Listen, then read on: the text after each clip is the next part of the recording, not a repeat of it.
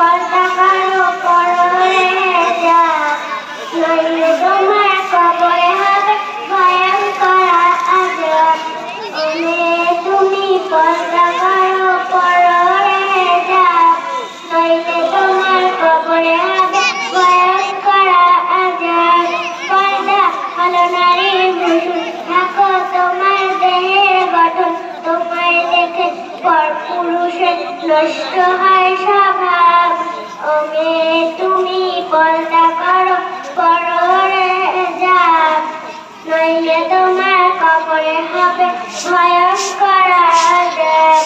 ও মেয়ে তুমি পর্দা করো পরে যাক, নইলে তোমার কবরে হবে ভয়ঙ্কর আযাব।